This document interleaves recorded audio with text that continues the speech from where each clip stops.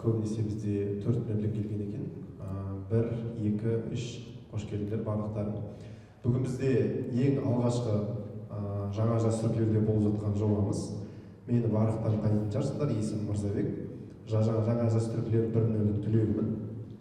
Біз осы жаңа жас түркілер Talks жобасын наурыз айынан бастап планға қосқан болатынбыз. Бұл жобаны бастағандағы мақсатымыз жалпы жаңа жас қазақтардың ойларын еркін жеткізу және өздерінің әртүрлі тақырыптағы білімдерін, даму жолындағы өздерінің опыттарын, тәжірибелерін осы ортада бөлісу мақсатында осындай жобаны жасап жатырмыз. Бірінші айтқым келгені өте аз адам болып тұр. Негізі біз 140 адамды орын аламыз осы жерден колледжбен келісіп. Келесіде өздеріңнің жандарындағы достарыңды түгендеп қосымша алып келуге тырыссыңдар. Себебі қазір бұл жерде бір 30-40 шақты ғана адам отыр да, спикерлер кәдімгідей дайындалып келген болатын. Жалпы солай. ЖЖТ Talks жобасы біз идеяны қарастырып алып, TEDx-тан алған болатынбыз. Сол лекциялардан бұл идея шығып, неге біз сырттан спикерлерді алып келе береміз? Өзіміздің арамызда да бір сала бойынша, бір бағыт бойынша тәжірибесі бар, білімі бар адамдар бар ғой деген ниеттен ойдан шыққан болатын бұл жобаның жалпы тарихы. Сол айынан шығарып, осы ЖЖТ жобасын наурыз айында қосқан болатынбыз. Жалпы ай сайын бір рет өтетін болады. Бұл жоба әр айдың соңғы сенбісінде өтетін болады. Уақыты ауысып отырады. Әртүрлі жерде болуы мүмкін, әртүрлі уақытта болуы мүмкін. Бізде бүгінгі дайындалып келген 4 спикеріміз бар. Бұл жерде тек ЖЖТ 1-2-ден ғана емес, 3-4-тен де басқа біздің алдағы уақытта жаңа жас түркілерден де бөлек басқа спикерларды да достарымды да шақырып спич жасатсаңдар болады. Қандай тақырыптарда сөйлеуге болады ЖЖТ Talks жобасында? Біріншісі политология, екіншісі тарих, ғылым, философия, дін, психология, социология, болашақ, технология, жеке даму және де өнер, мәдениет бағыттары бойынша осы жерде кез келген осы жерде отырған адам, келмей қалған адамдар да осы жерде өздерінің спичтарын жасай алады. Бірінші спикеріміз Ақмаржан Хамид, маркетинг және жеке бренд бойынша өздерінің орталарына шығып отыр. Барлықтарыңызға қайырлы күн, қош келдіңіздер. Көргеніме өте қатты қуаныштымын. Сахнаға шыққаннан кейін қобалжып кеттім. Бүгін сіздермен бірге талқылайтын тақырыбымыз ол бізде маркетинг және де жеке бренд. Маған өте қысқа уақыт берді. Аслан мырза тез қазір қысқаша түрде сіздерге түсіндіріп, және де толығымен ашып өтуге тырысамын. Бізде жеке бренд және де маркетинг. Жалпы маркетингті кім қалай түсінеді? Негізгі формат жаңағыдай мен презентацияны дайындаған кезде осылайна сіздермен бірге кері байланыс жасап отырып, бір-екі ауыз ойларыңызды білу мақсатында жасаған болатынмын. Кімнің қандай ойы бар? Маркетинг дегенде не ойларыңызға түседі? Аха. Бір ауыз сөзбен. Аха. Яғни маркетингті сату, жаңағыдай жарнама деп ойлайтын адамдар бүгіннен бастап ол ойларыңызды толығымен өшіре берсеңіздер болады. Себебі маркетинг бұл сату емес, бұл адамның проблемасын шешу және де оны түсіну болып саналады. Яғни біз мысалға су сатпаймыз, су емес, біз адамның шөлдеу проблемасын шешеміз. Түсініп тұрсыз ма? Яғни біз қандай да бір продуктыны, өнімді сататын кезде ол адамның қандай да бір проблемасын, сол проблемасына байланысты, бойына байланысты бір шешімді ұсынамыз осы маркетинг арқылы. Келесі. Яғни маркетинг коммерциялық компанияның тауарлары мен қызметтерінің тұтынушыларға компания үшін тиімді сатылуын жүзеге асыратын іс-әрекеттердің жиынтығы. Осыны айтқан кезде кім не түсінді? Түрлеріңіздің бәрі қабақтарыңыз түйіліп кетті ғой. Аслан келесіне ауыстырып жүрсең. Яғни мына айтқан сөздерімнен ешқайсыларыңыз жаңағыдай бір алып алатындай бір жаңағыдай өздеріңіздің ойларыңызға бірдеңе түсетіндей еш нәрсе түсінген жоқсыздар. Яғни бұл көбінесе ғылыми тілде жаңағыдай біздің миымызға жаңағыдай қондырған кітаптың тілінде деп айтады ғой. Сондай тілде маркетингті түсіндіру. Негізі мен сіздерге қазір маркетингті қысқаша былай түсіндірейін. Маркетинг адамдардың қажеттілігіне сай дұрыс өнімді ұсыну. Енді қалай? Енді понятно болды ма? Енді түсінікті болды ма? Кішкене миларыңызда понимание пайда болды, я? Получается, біз кез келген адамның қажеттілігіне, ол мысалға жаңа келтірген мысалымдай су болуы мүмкін, немесе бір білім жағынан болсын, немесе қандай бір товар болсын, мысалға киім, күнделікті өмірде қолданатын біздің товарларымыздың барлығы, осының барлығын қажеттілік, яғни сол қажеттілікке сай дұрыс өнімді ұсынатын болсақ, ол маркетинг болып саналады екен. Яғни қараңыздар, неге адамдар қымбат затты алады? Қалай ойлайсыздар? Тағы қандай варианттарыңыз бар? Ау? Сапа үшін, сервис үшін, качество үшін деп айтамыз, я? Получается, мына жақта қарап отырсақ, Starbucks пен Apple өнімін біз не үшін сатып аламыз? Оның бренд болғаны үшін, я?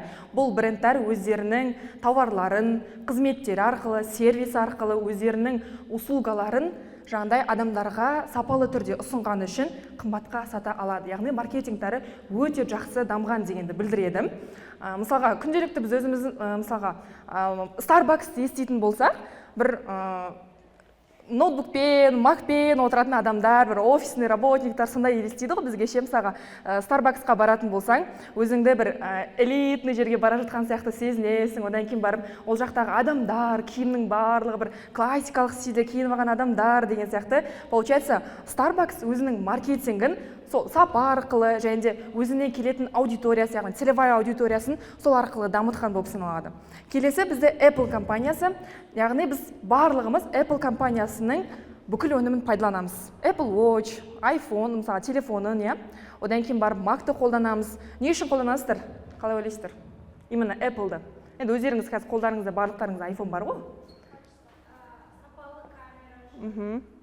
Яғни бұл Apple компаниясының артықшылықтарын айтып кетейік. Тағы да. Стив Джобс, я, ол да бар.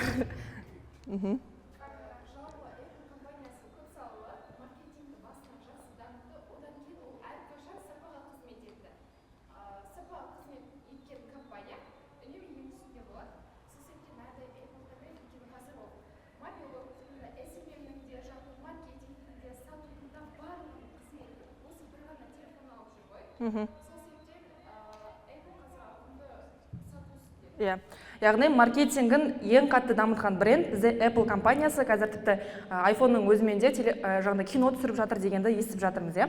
Получается, қараңыздар, бренд осы кезде бренд деген мағынаны түсінеміз. Яғни кім маркетингін өзін жақсы дамытқан, және де сапаны, качествоны жақсы жеткізе білген, сервисті кім жақсы жеткізе білген, сол бренд болып қалыптасады, және де адамдар ол брендтен қымбатқа сатып алуға әрдайым дайын болады дегенді білдіреді.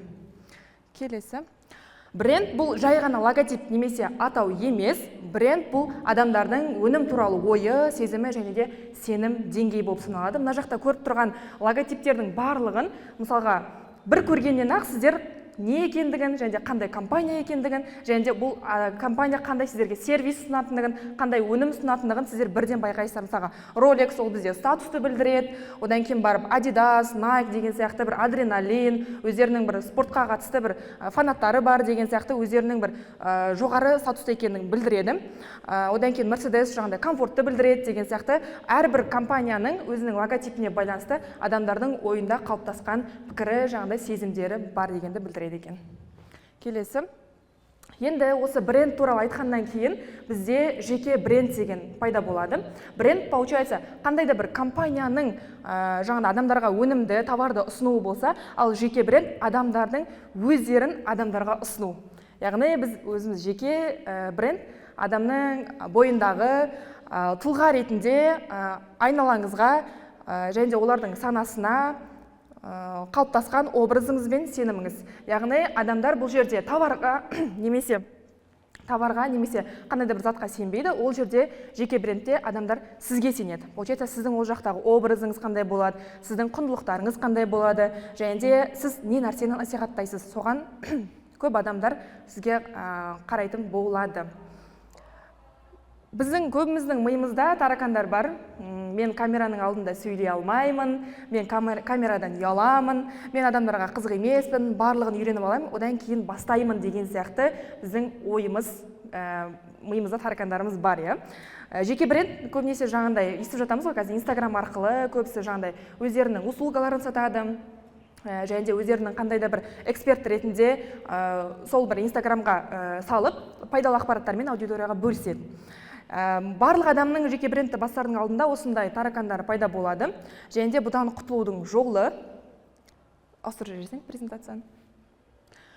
Осындай таракандар бар кезде біз қандай да бір затты, жаңа затты жасап көрмейінше қандай нәтиже болатынын білмейміз. Яғни бағанағы таракандарымызды біз қалай жоя аламыз?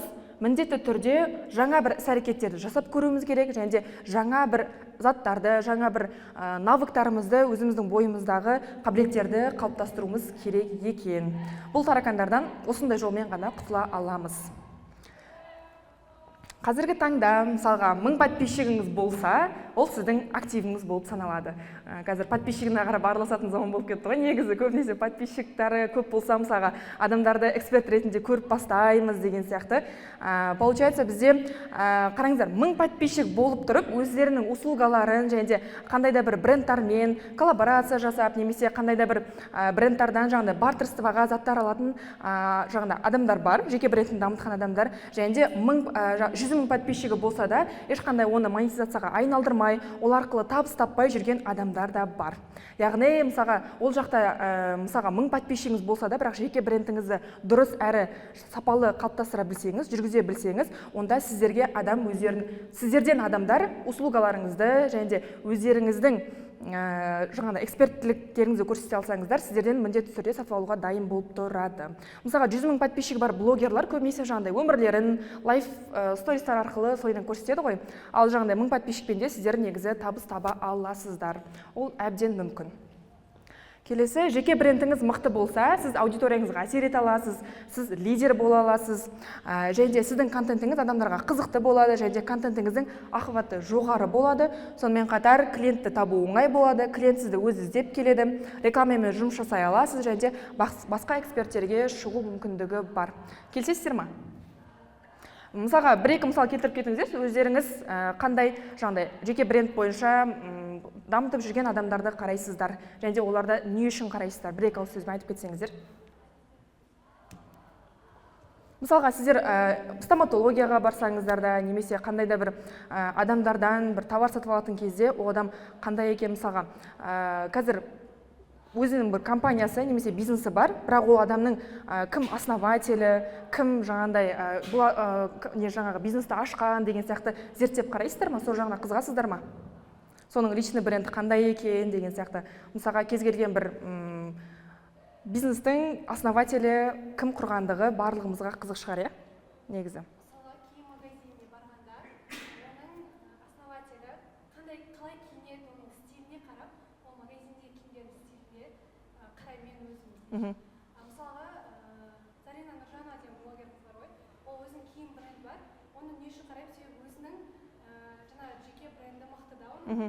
Себебі ол өзінің киіну стилі арқылы өзінің мына жақта магазиніне тартып жатыр да. Соған қарайды.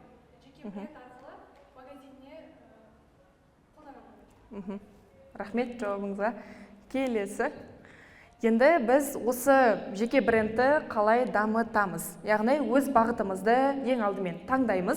Мысалға, қазір сіздер өздеріңіз жаңағыдай әртүрлі салада универде оқып жатырсыздар. Алдағы уақытта осы бойынша жаңағыдай жеке бренд арқылы сіздер мысалға көбіңіз енді менің білуімше педагогика саласында мысалға математикадан бар, ағылшын тілі мұғалімі, химия пәні мұғалімі деген сияқты жаңағыдай алдағы болашақ мұғалім педагогтар бар. Және де сол кісілер өздерінің жеке брендтерін дамыту арқылы өздеріне жаңағыдай репетитор деген сияқты өздеріңіздің услугаларыңызды, кішігірім услугаларыңызды, жеке оқыту деген сияқты оқушыларға өздеріңізге адамдар жинай аласыздар. Мысалға, бізде Тоғжан бар, Тоғжан бізге домбыра үйретеді, осы жеке брендті дамыту арқылы сен жаңағыдай домбыраға адамдар жинап, соңынан да жаңағыдай услугаңды адамдарға көрсете аласың. Яғни жеке брендтің осындай бізге беретін мүмкіндіктері бар. Осы кезде өзіміздің бірінші бағытымызды таңдаймыз, әртүрлі форматта контент түсіріп бастаймыз. Одан кейін өз өміріңіздегі болған қателіктер мен тәжірибелеріңізді міндетті түрде тәжірибемізді бөлісеміз. Успешный успех қазір ешқандай да өтпейді. Яғни міндетті түрде тәжірибеміз бен өзіміздің жүріп өткен опытымыз және қателіктеріміз міндетті түрде личный брендта көрсетілу керек. Келесі салаңыз бойынша алғашқы табысыңызды тауып бастайсыз. Барлығы бірден болып кетпейді. Результат ол бізде аз-аздан жасалған нәтижелерден, аз-аздан жасалған іс-әрекеттерден пайда болады. Келесі. Енді бағанағы көрсетіп өткен және түсіндіріп өткен презентациям бойынша маркетинг пен жеке брендті қолдану арқылы біз өзіміздің алғашқы табысымызды таба алады екенбіз. Келесі, осы тұста менің сіздерге ұсынысым бар. Яғни маркетингті терең меңгергілеріңіз келсе, блог жүргізіп үйренгілеріңіз келсе, және сол арқылы табысқа шыққыларыңыз келсе, мен сіздерді келесі айда, сәуір айында бізде басталатын жырты маркетинг сабағына шақырамын. Сол жақта біз толығымен маркетингқа кіреміз және де жеке бренд бойынша жұмыс жасаймыз.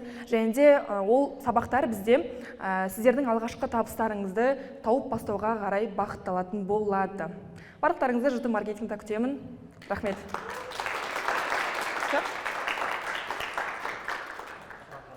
Бізде 7 минутымыз қалған екен. Енді сұрақ жауапқа берсек. 12 минут, 13 минут аяқтап біткен екенмін. Кімде қандай сұрақ бар? Алдағы сабақтар бойынша. Менде сұрақ мынандай болып тұр. Мен бірнеше сынауларда себя пробовала, видишь, то есть у меня репетиторство, также когда-то делала пригласительные на твой плюс жұмыс жасаған негізгі мамандығым продукт менеджер болып жатқан. Енді осының барлығын жеке страница ашып жүргізген дұрыс па, әлде барлығын бір страницада қамтыған дұрыс па? Егер мен жеке брендпен айналысатын болсам. Жеке брендті айналысатын болсаңыз, сіз осы жаңағындай мысалға репетиторство сіздің өзіңіздің бір шағын бизнесіңіз, одан кейін бомбоньерке жаңағы реклама жасау, шақырту жасау өзіңіздің бір бизнесіңіз болып саналады. Одан кейін барып үшіншісі сіздің проект менеджер ретінде, яғни үшеуі сізде үш шағын бизнесіңіз болады, оны масштабировать ету керек және де әрқайсысын жеке-жеке жүргізген дұрысырақ болады. Бірақ та основатель ретінде сіз өзіңіздің жеке брендіңізді побольше қазір основной жұмысыңыз дейді ғой, ана екеуі қосымша болуы мүмкін, ал основной жұмысыңыз проект менеджер болғаннан кейін проект менеджер жағын дамытқаныңыз жеке брендте дұрысырақ болады. Одан кейін барып жаңағыдай шақыртуға сіз постоянно өзіңіз отыру керек деген заңдылық жоқ. Ол жақта масштабировать етіп, делегировать етіп тастасаңыз болады. Мысалы, бір адамдарды отырғызып, немесе жаңағыдай сіз оларға процентін беріп отырасыз, одан кейін барып сізге жаңағыдай ақша түсіп отырады, ол адам жасап отырады деген сияқты, мысалға, уже масштабқа қарай ойлап бастауыңыз керек. Ол сіздің шағын бизнесіңіз болады негізі. Солай істеген дұрысырақ.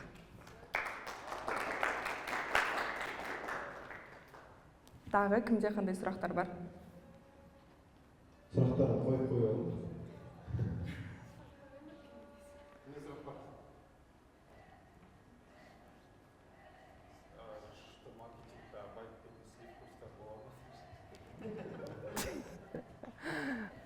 Бұл жақта негізі менің осы уақытқа дейін тек қана байып кеткен ғана мен обучение өткен жоқпын. Целом осы уақытқа дейін 2 жылдан бері маркетингте жүргеннен кейін осы уақытқа дейін алған білімдерімнің барлығының бірге комбо түрін ұсынамын. Өзімнің авторлық курсым болады.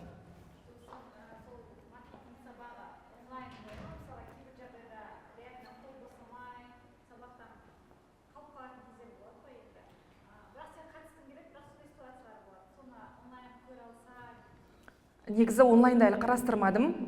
Офлайн форматта мен өзім обучениелерді өткеннен кейін реально ақша тапқысы келетін адам негізі уақыт табады кез келген затқа, именно білімге. Тағы?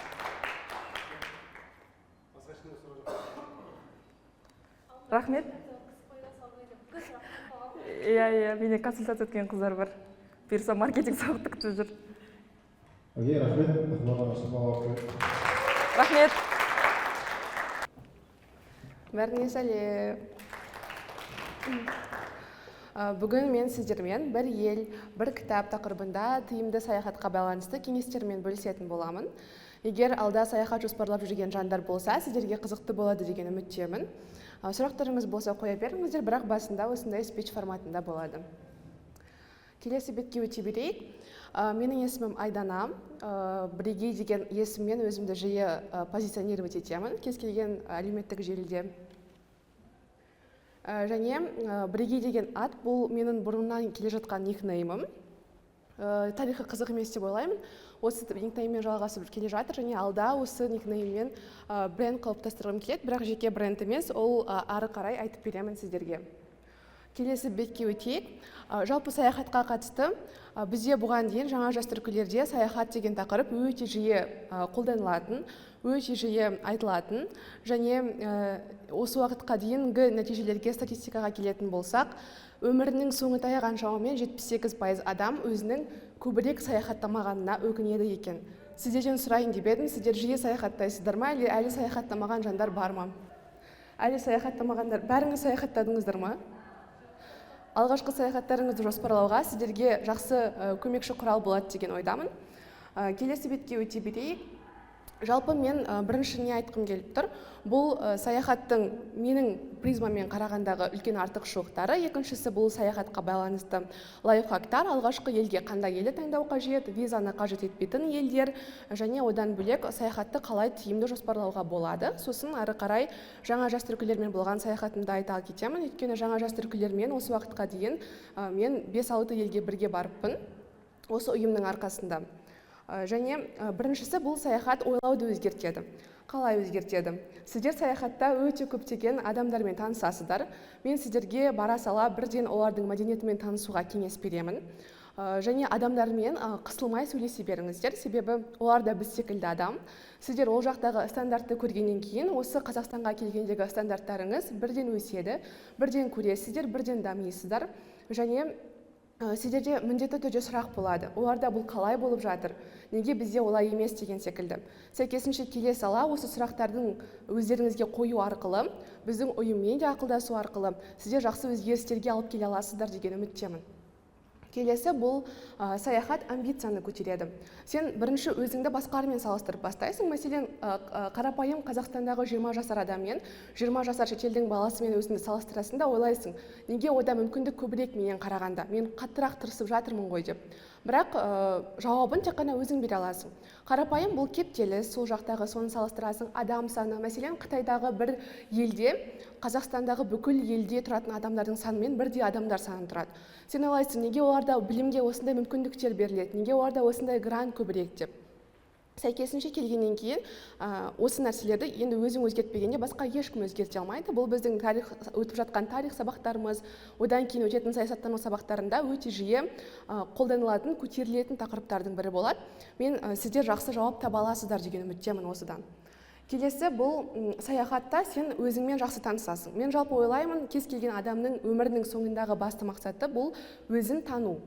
Өзіңді тану, ал өзіңді тануды сен қалай жасайсың? Ол кітаптар арқылы болады, музей арқылы болады, басқа адамдармен танысу арқылы болады. Бірақ ол ұзақ процесс. Ал саяхатта сен 15 күн болсаң, 15 кітап оқығандай боласың. Яғни күнде бір кітапты аяқтаған секілді боласың. Мен ойлаймын, бұл сіздерге өте үлкен инсайт болады деп, себебі шынымен де сен басқа адамдармен танысу арқылы, сол жақтың мәдениетімен танысу арқылы өзіңнің ішкі мәдениетіңді өсіресің. Ішкі мәдениетің өскен сайын, әлбетте өзіңмен танысу, тану жолы оңайырақ әрі жеңілірек болады. Осы тұста сіздерге бұл тағы да бір кеңес болсын. Шетелге барған кезде міндетті түрде сол елдің тарихын бірінші танысып барыңыздар, зерттеп барыңыздар. Ол ел қалай болды, бұған дейін кімдерде боданды болды, бұған дейін қай жақта қандай елдермен ода соғыстар болды, мәдениеті қандай, табу сөздері бар ма деген секілді осының барлығын білу арқылы, зерттеу арқылы ғана сіздер шынымен де ол жақтан сабақ ала аласыздар. Және соңғы саяхаттың басты артықшылықтарының бірі бұл жаңа идеялар, келесі жаңа табыс. Шынымен де негізі саяхатты көргеннен кейін сенде одан кейін де саяхаттауға үлкен мотивация болады. Сәйкесінше сен ол саяхатты жоспарлау үшін өте көбірек тырысасың, жұмысты көбірек жасап бастайсың, табысың артады, және негізі өзімді көбінесе креативті жағынан мен ұсынамын. Және дәл солай креативтілігің де арта бастайды деп ойлаймын. Әр саяхаттан кейін адамдар жаңа деген сөзді 2-3 реттен көбірек айтады екен. Мен жаңа киім алдым, жаңа кітап оқыдым, жаңа эмоция алдым, жаңа жерге бардым деген секілді. Біз күнделікті қолданбайтын осы сөздерді жиі пайдаланып бастайсыздар. Енді ары қарай мен сіздерге тиімді саяхатқа қатысты кеңестермен бөліскім келеді. Тиімді саяхатты қалай жасаймыз? Біріншісі бұл дұрыс жоспарлау. Сіздер қашықтықты, қонақ үйді, Одан бөлек сол жердегі рейтингтерді, сол жердің ішкі асханасы деген сияқты нәрселерді дұрыстап алдын ала жоспарлағандарыңыз дұрыс. Бәріңізде жұмыс уақыты, отпуск уақыты алдын ала болғандықтан ертерек жоспарлаған дұрыс, бірақ одан бөлекте кейде сізде аяқ астынан саяхатқа шығып кетуге деген мүмкіндіктер болуы керек. Ол үшін де бәрібірде өзіңізде андай кішігірім подушка болу қажет деп ойлаймын. Сосын билеттерді негізі сейсенбі, сәрсенбі және бейсенбі күндері алған дұрыс деп айтады. Мен бірақ білмеймін, бұл қаншалықты рас, қаншалықты нақты тиімді екенін. Бірақ жиі әуе билетін сататын сайттарда осындай ақпарат беріледі. Көбінесе Каспий емес, Freedom емес, кәдімгідей басқа да үлкен сайттарда, мысалы қарапайым авиасейлстің өзінен ішінен қарап, сол сайттарға өтіп, Skyscannerға өтіп, сөйтіп зерттеп, ресерч жасап, тиімді билеттер алуға болады. Сосын шетелдегі ары қарай өздерінің араларында ұшатын тиімді әуе рейстері бар. Бұл бізде Ryanair, одан кейін Wizz Air, AirAsia, Pegasus.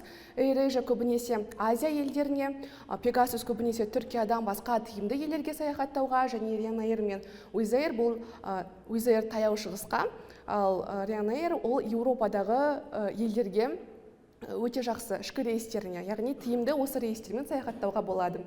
Одан кейін бағаларды салыстырыңыздар, сосын топпен саяхаттауға кеңес беремін. Мен осыған дейін өзімнің құрбыларыммен саяхаттап көрдім, өзімнің жақын достарыммен, жиі араласатын жандармен, одан кейін жаңа жас түркілерде ары қарай дос болып кеткен жандармен жиі саяхаттап көрдік. Бұл әрі тиімді, әрі өте пайдалы. Келесі, бұл саяхаттауды өте қымбат деп ойлайды. Көбі ол миф негізінде, өйткені Қазақстаннан саяхаттау 20 000 теңгеден басталады. Менің өзімнің алғашқы саяхатым бұл Қырғызстандағы Ыстықкөл болатын. Шамамен осы көлемдегі ақша кетті, яғни Ыстықкөлден бастаңыздар. Ары қарай қазір мен кеңес берем. Негізі кішігірім бюджетті турларды қазірден бастап қарастыруға болады. Сосын біздің ішкі туризмімізді дамытып, мәселен, мен таңғалдым, Алматы қаласында біраз жылдар бойы тұрып, әлі Көлсайға бармаған жандар бар екен. Бұл негізінде үлкен қателік деп ойлаймын, өйткені біздің елімізде де өте әдемі жерлер көп. Сол үшін барыңыздар, көріңіздер және әдемі контенттер салыңыздар. Келесі, неге біз саяхат деген идеяны көп сату қажетпіз? Неге бұл қорқынышты болып кеткен? Өйткені біз шынымен де постсоветтік ел болғандықтан бізде ол қорқыныш бар. Және екіншіден көбінесе қыздарда болатын шығар. Сен қызсың, жалғыз шыға алмайсың деген сияқты. Немесе құрбыларыңмен барма, немесе жігітіңмен барма деген. Бәрі олай емес. Өйткені мен осыған дейін құрбылармен, тек қана қыздармен де саяхаттап көрдім. Сол уақыттағы жігітімен, қазіргі күйеуімен, сол уақытта біз саяхаттап көрдік. Яғни бұл жерде сіз бастысы өзіңізге қауіпсіз зонаны таңдасаңыз, сол қауіпсіз зонада саяхаттай аласыз. Яғни жай ғана ішкі интуицияңызды тыңдаңыз, егер бар деп тұрса, барғыңыз келіп тұрса, неге бармасқа, бірақ әлбетте қауіпсіздік шараларын міндетті түрде сақтау қажет. Сосын келесі, бірінші мен сіздерге қандай елдерге саяхаттауға кеңес беремін. Бұл Өзбекстан, ары қарай Қырғызстан. Қырғызстанның ішінде өте әдемі жерлер көп. Олардың таулары әдемі, олардың тастары әдемі. Содан кейін Түркияға, одан кейін Біріккен Араб Әмірлігіне, ары қарай Әзірбайжан, Грузия, Египет, Вьетнам, Түркия деп кете бересіздер. Бірден үлкен саяхат жоспарлау міндетті емес. Үлкен саяхатқа барардың алдында ішкі дайындық болу қажет. Яғни ішкі фильмдерін қарап, олардың саясатын зерттеңіздер. Енді менде соңғы 2 бет қалды. Қазір келесі осы саяхат өмірімнің жаттаулы сәттері. Неге? Шынымен де бір жылға емес, бір ғасырға татитындай естелік аласыздар. Мен енді өзімнің саяхаттарыммен бөліскім келеді. Жалпы болашақта осылай саяхаттау арқылы өзімнің туркомпаниямды ашқым келеді. Мақсаттармен бөліскенді жақсы көрмеймін, бірақ дәл бүгінгі тұста саяхат тақырыбы болғандықтан өте оңтайлы деп ойлаймын. Және қазіргі таңда мен маркетолог ретінде жұмыс жасағандықтан өзімнің барлық проекттерімді осы саяхат саласында алып жатырмын. Одан кейін сол салада консультация беріп жүрмін турагенттіктерге, яғни солардың маркетингін жүргізіп жатырмын. Дәл солай нәтижесін жинап, кейсін жинап, өзімнің компаниямды ашқым келеді. Енді өзімнің саяхат тарихыма келетін болсам, бұған дейін мен 13 елде болыппын. Бірақ бұл елдің көбі негізі ЖЖТ-ның арқасында да болды. Жаңа жас түркілермен аяқ астынан болған саяхаттар өте көп болды. Мен сіздерге шешімді өте тез әрі тиімді қабылдауға кеңес беремін. Мәселен, Бізде өткен жылы осындай болды. Мен Моңғолия, оңтүстік Кореяға бару қажет болғанмын, жаңа жас түркілермен. Бірақ ол уақытта менің тойым жоспарланғандықтан бара алмай басқа топқа түсетін болдым. Біз саяхаттың датасын білген жоқпыз, нақты бір күн қалған кезде бізге айтты: осындай мүмкіндік болып тұр, қаласаңыздар сендерге Египетке тегін саяхат ұйымдастырып береміз, бірақ сендер ертең шығу керексіңдер. Бізде шамамен 6-12 сағат аралығында қалды. Киімдеріміз дайын емес, ештеңе дайын емес, ойланып шығып кеттік бірден. Бірақ есесіне өте керемет эмоциялар алдық. Сол үшін шешімді тез әрі ойланып қабылдауға кеңес беремін. Одан кейін менің алғашқы елім жаңа айтып өткенде Ыстықкөл болды, сосын Ыстықкөлден кейін Біріккен Араб Әмірлігі болды. Одан кейін біз жаңа жас түркілермен Түркия мен Біріккен Араб Әмірлігіне қайтаран бардық.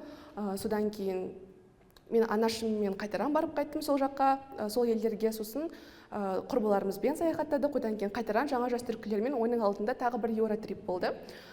Сол уақыттағы жігітіммен, қазіргі күйеуіммен.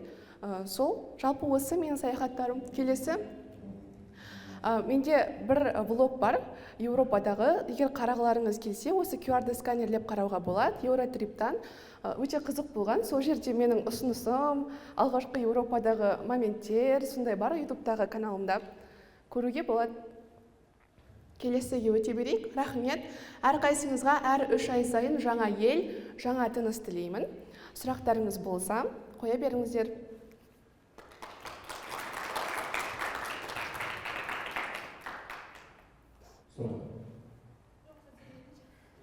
Окей.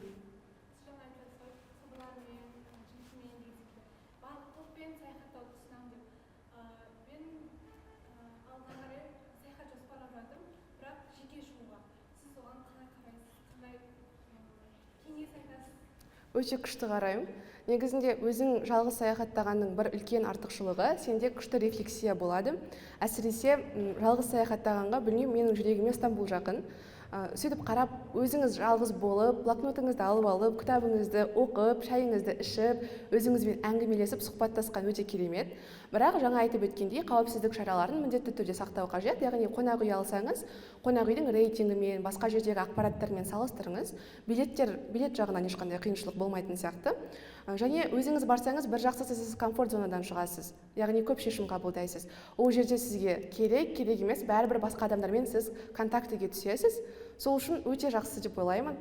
Менде негізі жеке саяхат әлі болған жоқ. Әлі болды ма? Білмеймін. Бірақ жоспарлау ойда бар.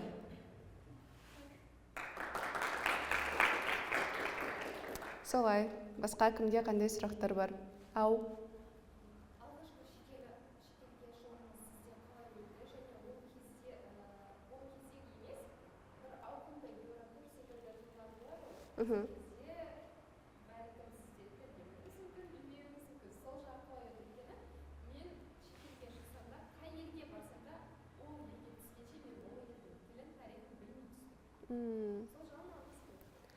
Алғашқы шетел жаңа айтып өткенде Қырғызстандағы Ыстықкөл болған. Мен ол жерде бүгін холдинг компаниясында жұмыс жасадым. Бізде компаниямен сондай тур болды. Сол компаниямен бірге барып қайттық. Одан кейін алғашқы шетел Біріккен Араб Әмірлігі болды, өзім жоспарлаған. Ол жерде алдын ала билет алып, сол барлығы алдын ала жоспарлау арқылы болды. Жаңа сіз айтып өткендей, сіздің сұрағыңыз бойынша сол елдің мәдениетін білмей түссең не болады деп қойдыңыз, иә? Жоқ,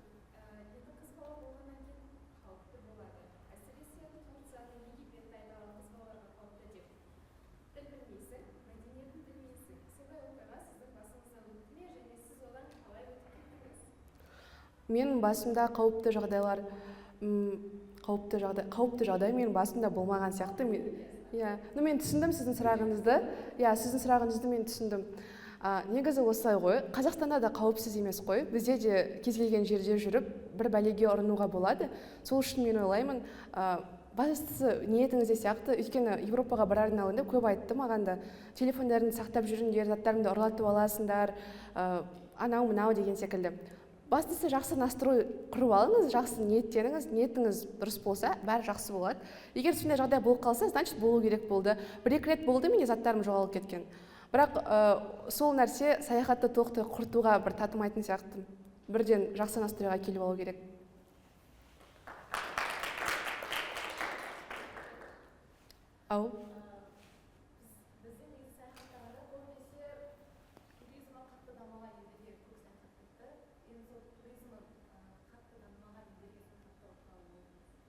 О, күшті сұрақ. Менде сондай ел болды негізі. Ең соңғы списокта тұр қатарымда барғым келмейтін елдердің. Ол Египет. Туризмі, енді адам көп барады ғой, бірақ дамымаған негізі шынымен де. Дамымаған жерге барған кезде іштей дайын болу керек, шынымен де андай. Сен комфортный зонадан шығуға дайынсың ба, жоқ па деп мен дайын болмаған кезде барып қалдым. Біраз қиналдым. Шынымды айтсам, ондай жерлерде көп. Бірақ негізі болашақта туризмі мүлде дамымаған елдерге саяхат жасағым келеді. Мәселен, Африкаға, Кенияға, одан кейін сондай дамымаған елдер болады ғой. Туризмі дамымаған, өздері дамыса да. Сондай елдерге саяхаттау жоспарымда бар. Бірақ шынымен де өте күшті адреналин сияқты. Бірақ ондай елдерге жалғыз бармау керек. Жаңағыдай Африкаға, басқа Антарктида деген сияқты жерлерге міндетті түрде үлкен дайындықпен бару керек.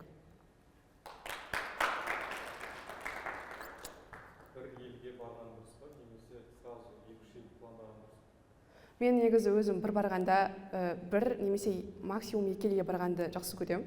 Өйткені бір барған кезде сен 5-6 елге барасың ғой, эмоция алып үлгермейсің, танысып үлгермейсің, көп шаршап қаласың. Ол жаңағыдай болады ғой, бір күшті компашкамен барасың да, сосын о, кеттік, давай деп сөйтіп кетіп қалмасаң, былай өзім саяхаттасам, немесе 1-2 адам болып саяхаттасақ, максимум 2 ел дұрыс шығар деп ойлаймын. Асықпай, аптықпай, бәрін қарап, немесе 14 күн болса, 14 күнге бөлуге болады. Бір елге 3-4 күн деген сияқты, ұзақтығына байланысты.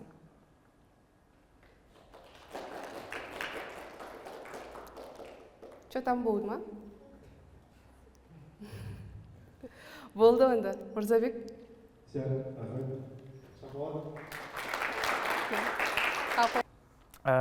Даму және әдеттер. Кому циклично, кому откликается этот тақырып? Давайте соны обсуждать болайықшы, бір қолдарыңыз көтеріңіздерші. Кімге мына тақырып қызық? Окей, хорошо. Енді келесі сұрақ. Сіздерде күнделікті қалай ойлайсыздар, қанша пайызы әдеттеріңіздің сіздерде привычка арқылы болады? Яғни сіздер қанша процентін, грубо говоря, ойланбайсыз істейсіздер? Қалай ойлайсыздар? Окей, хорошо. 80%. Көбісі осы вариантқа келіседі ме? Енді қараңыздар, мен осы спичқа дайындалатын кезде момент болды.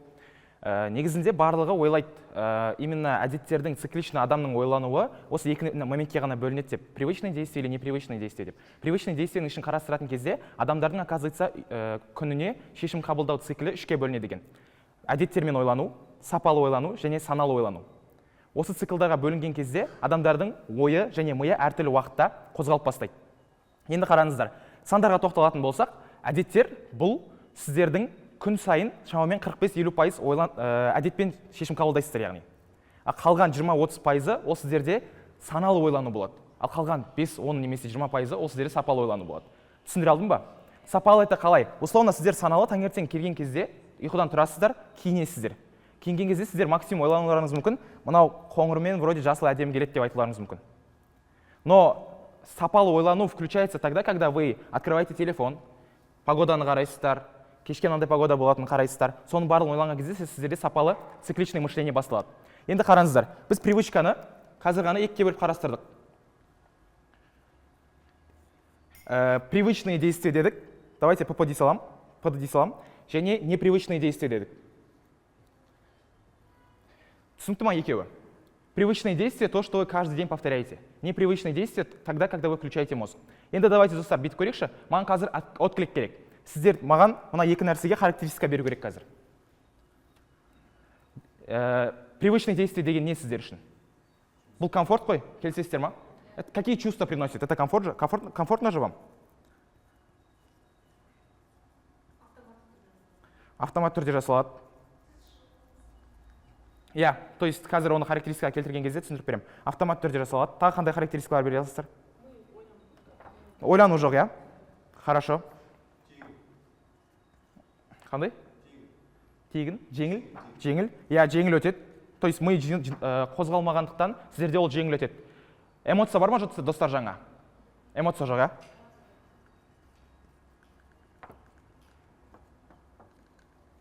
Даму бар ма, эмоция жоқ болса, немесе какой-то бір нейрон қалыптаспаса, қалай ойлайсыздар? Жоқ, я? Даму жоқ, я? Ну. Даму жоқ, хорошо.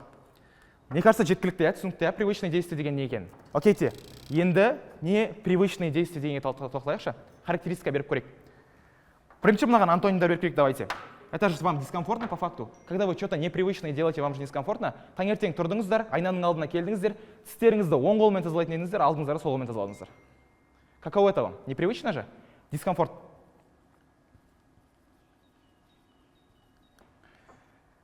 Автомат түрде барлығы жасалады. Бұның антонимі қандай болады бізде? Біз каждый раз ойланамыз. Миды қосу керек болады, иә? Хорошо. Тағы қандай характеристика бере аласыздар? Ойлану жоқ дедік мына жерде. Мынаған кетіп қалады, иә? Жеңіл дедік. Ауыр ма? Ми жалқау ма бізде? На самом деле, достар, мидың әлемде 97% ғана зерттелген, 3% зерттелмеген. Ол деген не айтады? Егер де мидың адамның миын толықтай зерттелетін болса, ол сіздерге на самом деле искусственный интеллекттен де мықты көбірек көзқарастар ашылады. Ол сіздерге көбірек әсер етеді. Келесі эмоция. Эмоция бар ма? Непривычный действие жасаңыз, вам некомфортно становится. Тығыласыздар, біреуден ұяласыздар, иә, дұрыс па? Кеттік. И біздің тақырыбымыздың ең цикличный несі, тақырыпқа келетіні даму жоқ дедік. Непривычный действие жасаңыз, даму бар ма, достар, сізде де? У вас что-то какой-то нейрон же новый появляется, правильно? Окей, қараңыздар. Даму бар дедік мына жақта. Енді қараңыздар. Біз екі нәрсеге бөлдік. Привычный действие және непривычный действие. Сіздерде, енді мен сіздерге қазір бір прикольный бір нәрсе айтам. Осы уақытқа дейін Чарльз Дакик деген кісі болған, который привычка деген теманы изучать еткен. И ол кісі привычканың формуласын жасап шыққан. Сіздерде осы уақытқа дейін жаңағы айттық қой, 50% сіздерде привычный действиемен қабылданады деп. Привычканың формуласы қандай? Знак. Мына жақта привычный действие сіздерде. Мына жақта награда болады.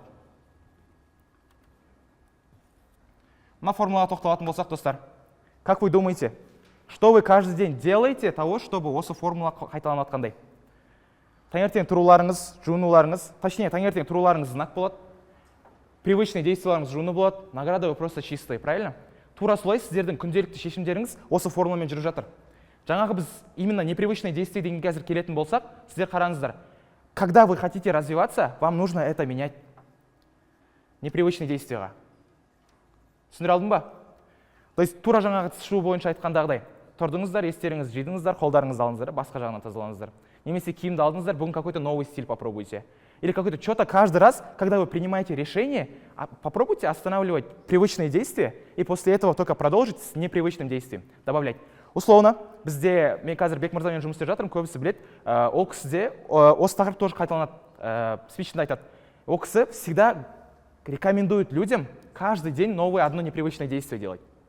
Бізде мысалға курста обучениеде момент болды, когда люди сидели и барлығы 50 непривычных действий жазып шықты.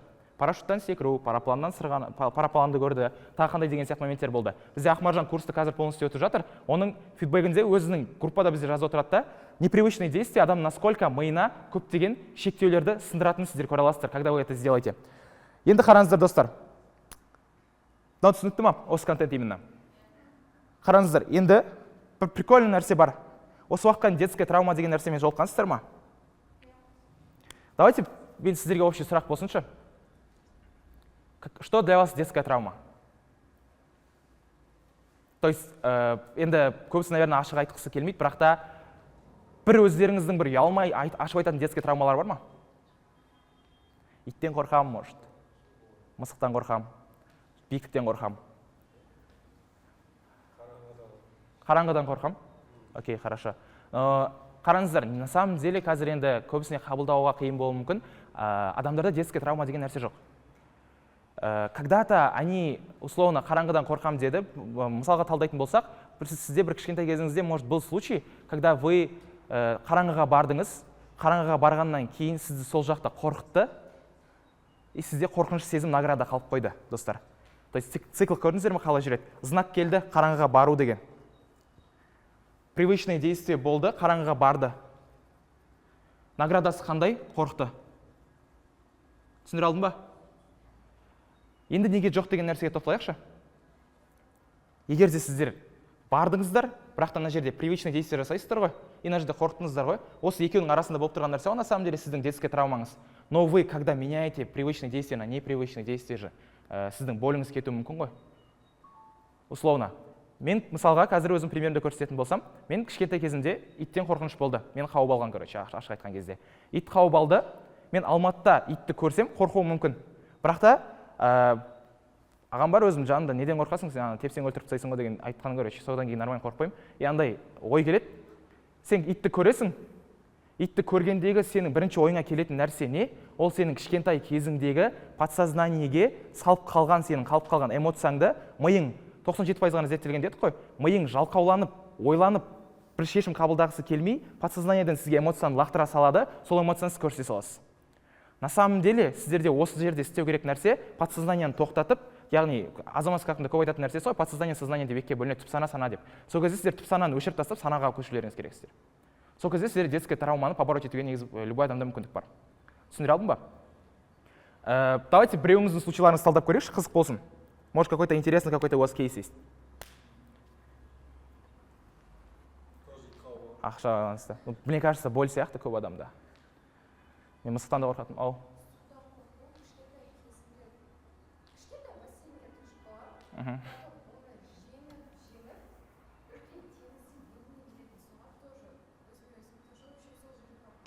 Санжар жоқ біздің аяқта. Бізде жаңа жас түркілерде Санжар деген жігіт бар. Біз жаңа айдан айтты ғой, Египет Евротур жасадық деп. Сол кезде Асқар мырза бар бізде, осы жұртының несі, құрушылардың бірі. Ол кісі неткен. Сол кісіге, короче, Санжарында сізде екеуіңізде болыңыз бірдей. Детский травмаларыңызден, грубо айтқан кезде. Судан қатты қорқады, короче. Су на жеріне келсе, уже дыханиясы бітеліп, деп қобалжып, короче, суға түсе алмай тұрады. И Асқардың шешімі қандай болды? Ол алып привычный действиесін өзгертіп бастады, как раз таки. Просто оған алды да, өзі анау қолға тағатын штучкалар бар ғой, батырмайтын, соны алып берді, бассейнде жүзуге алатын нәрсені алып берді. 2 күннің ішінде Санжар негізі өзінің суға деген қорқынышын жеңіп тастады да. И ол Санжарға біз всегда айтамыз, короче, гол кетіп Таиландқа барайық, короче, Балиға барайық, немесе Египетқа барайық, суға түсейік деп. Он всегда отказывал, но он сейчас за. То есть сіздегі цикличное действие – это тоже непривычное действие жасау. Это просто элементарно начинается от того, чтобы сіз мойындайсыз, сол қатты неңіз детская травмаңызды қабылдайсыз да, қабылдағаннан кейін оған решение қарастырасыз ғой. То есть останавливайте мозг на том уровне, когда он вам подкидывает страх. Қорқыныш деген нәрсені, яғни батып кету деген нәрсені сізге миыңызға жіберетін кезде тоқта дейсіз да, короче, өзіңіз цикличный нәрсе жасап бастайсыз. Ол цикличный нәрсені сіз әртүрлі нәрсе жасай аласыз.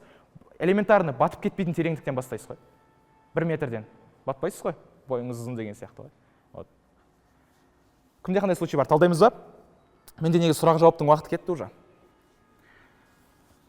Спичқа бізде 12 минут уақыт беріледі. 8 минут сұрақ жауап. Кеттік, сұрақ бар ма? Привычка туралы, әдет туралы, даму туралы. Сұрақ жоқ па? Қандай? Әдеттен арылу? Мен тұр ғой десең. Маған келе береді ғой қазір сұрақ бірақ. Ну, просто жаман әдет дегенде, давайте на своем примере. Давайте.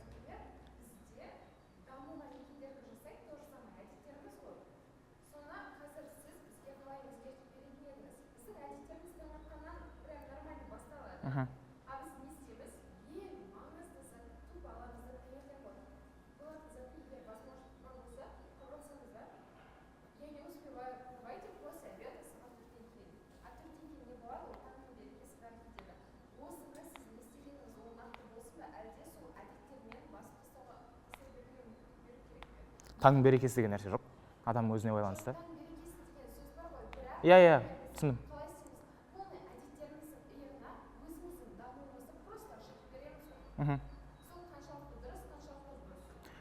Даму на самом деле привычка болу керек, достар. Осыдан басталады бүткіл цикличный. Давайте мен қазір бүйтейікші, жаман әдеттер талдайын қазір, потом сіздің сұрағыңызға келем. Заринаның айтқан жаман әдеттер ғой. Мысалға, менде есть очень плохая привычка грызть ногти. Тырнағым жеймін, короче, достар. Это и меня бесит, и окружающих бесит. И маған всегда айтады, короче, тырнағын жемеші деп, короче. Мама ұрсады столдың үстінде. Тамақ беріп отырмын ғой, неғып тырнағын жеп отырсың деп. И на формулаға саласыз ғой. Сізде именно сондай әдеттердің барлығы, ол сіздерде нау. Привычное действие. Оған знак не, оған награда не. Сода ғой. Типа, менде стресс, когда у меня волнение, я грыжу ногти, короче, вот так сижу. И от чего я получаю награду, это я успокаиваюсь. Типа, ашық қой бәріне, я курю кальян. Типа, айта берем да смело. И мендегі ол жақтағы цикличный нәрсе осы ғой. Стресс болады, мандраж болады, что-то работа не идет, пошел покурил, награда, ты спокоен. То есть, ақтап алуға болады, но ақтап алатын нәрсе емес, ол қате, достар, курение вредно. Камерадағы айтып отырмын. осы нәрсе бар да. И сізде өзіңіздің привычкаңызға негізі анализ жасасаңыз, осы нәрсе болады. То есть для того, чтобы изменить плохую привычку, достаточно, чтобы изменить награду и привычные действия. Условно, егер де мен какой-то бір НЛД немесе НПД непривычный действие табатын болсам, который маған тура сол награданы успокоениен беретін болса, ол жүру болуы мүмкін, ол жүгіруі мүмкін, ол біреумен сөйлесуі болуы мүмкін, мен сол нәрсеге онан алмастыратын болсам, менде награда мен знак қалатын болса, менде условно бір цикл қайталанбайды. Мен как минимум бір непривычный жаман әдеттен арылам. Түсіндіре алдым ба? Осы нәрсе бар. И жаңағы сіздің сұрағыңыз бойынша айтатын нәрсе, негізінде адамның даму жолы ол привычка болу керек. То есть сізде даму, кітап оқу, ол привычка болу керек на самом деле. Это конечная цель. Любой адамның, мысалға, айына бір кітап бітірем, күніне 20 беттен оқимын, күніне мынандай сағаттардың арасында оқимын деген нәрсенің барлығы, это же дисциплина. Но дисциплинаның ішінде еще түбінде жататын нәрсе ол привычка. Адамға әдетке айналдыру керек. Әдетке айналдырудың жалғыз жолы тогда, когда человек, во-первых, видит ценность, ол нәрседен керек нәрсе көру керек. Кітап егер де ұнамаса, достар, оны қинап оқудың шарты жоқ ше. Но жытыда я понимаю, сіздерде придется оқуға.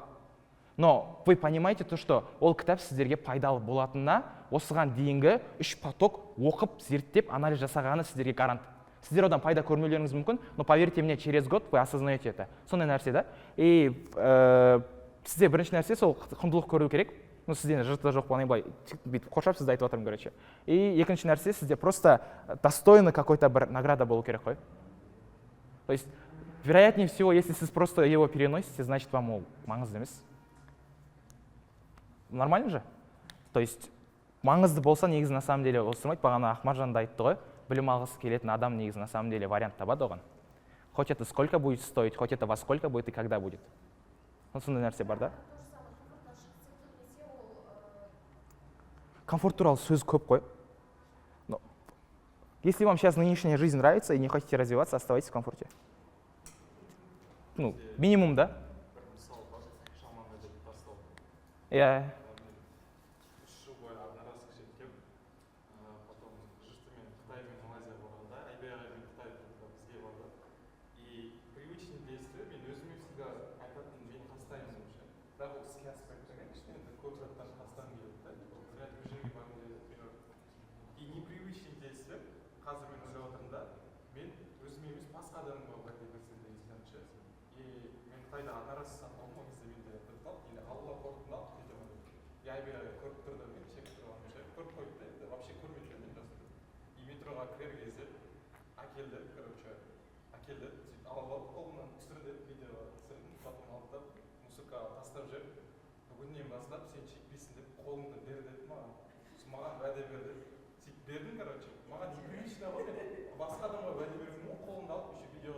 Добровольно-принудительно.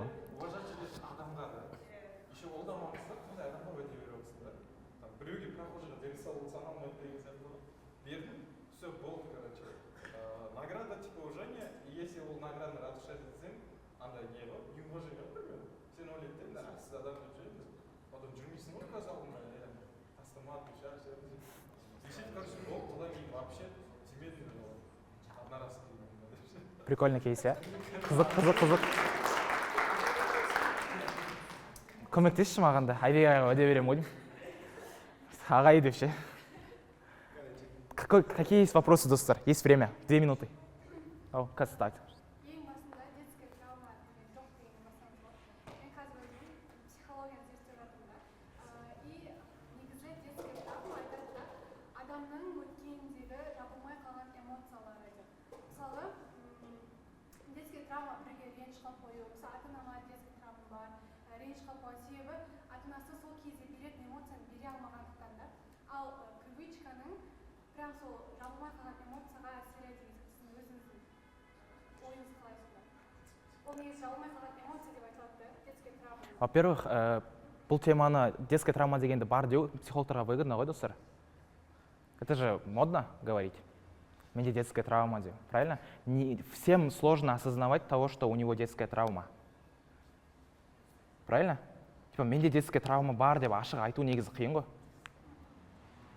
Түсінікті ма? То есть любой адам келіп менде детская травма бар, менде ол мынандай деп айта алмайды. сол нәрсе бар. И плюс привычка дегендегі именно привычканың привычный действиесі ғой, менің айтып тұрған нәрсем. Тогда, когда ата-ананың вниманиясы жетпеп, және оның ар жағында бірдеңе болу деген негізі ол басқа тема, басқа жақта болады. Ата-ананың вниманиясының жетпеуі баланың негізі басқа нәрселерге алып келеді.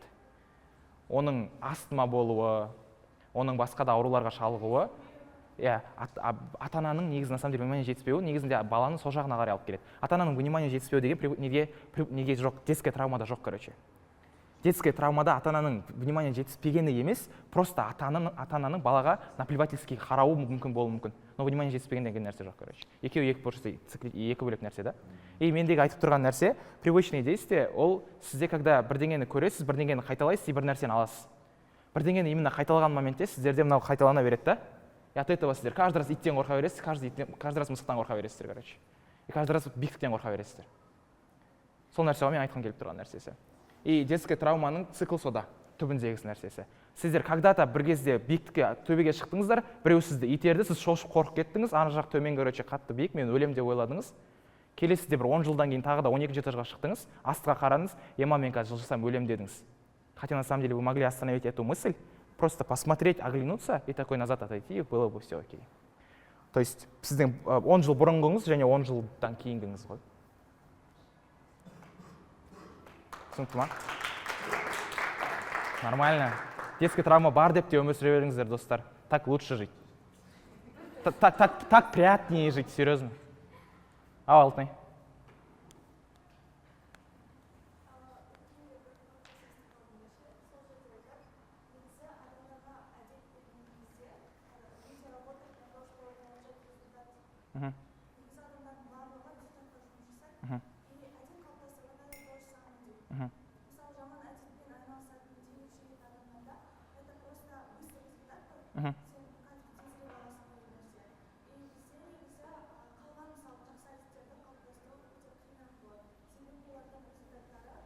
Ұзақ.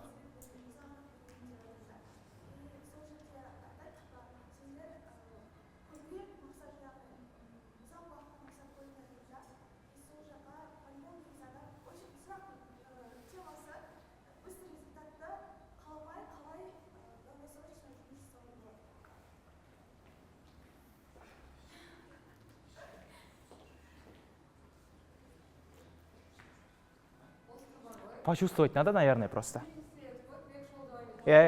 Просто ұзақ болып кетеді қазір. Дофаминге жеткізетін дофаминчиктар болу керек қой негізі, короче. Но оған дейін келудің өзі қиынша. Мен сол үшін қазір айтып тұрмын, надо это просто почувствовать. И оған жеткізетін нәрсе мынау ғана ғой. Один раз бір жерлеріңіз қиналсын да, сосын всю жизнь будете кайфовать деген нәрсе ғой, короче. Жаңа кісіге де жауап бердім ғой. Нормально болса өмір сүре бер. Көрінді өзің жас бала емессің ғой. Все окей. Достар, соңғы сұрақ болған. Рахмет барлықтарыңызға. Қалай отыр жалпы? Сұрай бересің деймін, қайда. Менде енді андай болды. Осы жобаны бастаған кезде қандай тақырыпта сөйлей аламын негізінде. Сөйлейтін тақырыптар көп. Маркетинг бойынша, сату бойынша айтуға болады, команда басқару бойынша айтуға болады, жеке даму бойынша көп нәрседі айтуға болады. И өзім қарап тұрдым да, ойыма бірінші келген тақырып мүмкіндіктер болды негізінде. Сол үшін мүмкіндіктерді тақырып ретінде қойған болатын. И алдағы спикерлер сияқты енді кішігірім статистикаларым бар, но все-таки еркін форматта. Сұрақ жауап болатын болса, параллельно тоқтатып қойып, сұрақтарды қойып, жалғастыра берсек болады. Мүмкіндіктер дейтін тақырып, мүмкіндік дейтінді кім қалай түсінеді жалпы? Кімнің ойында ол қалай қалыптасқан? Осыған бір ашып кетсек. Мүмкіндік ол белгілі бір чудо емес, оған сен өзің әрекетіңмен солай ғана жете аласың. Чудо ждать не надо. Кеше оқыған кітабымыз бар ғой біздің. Ол да ең баяғыдан сол жерде сәттілік секілді ғой бұл да. Жаңағы саған мүмкіндік келіп тұр, сен оны вовремя қолданып үлгерсең, ол саған келген сәттілік деген сияқты. Іс жасағанда жаңағы келетін нәрсе уақытында қолданылған бір процесс қой примерно.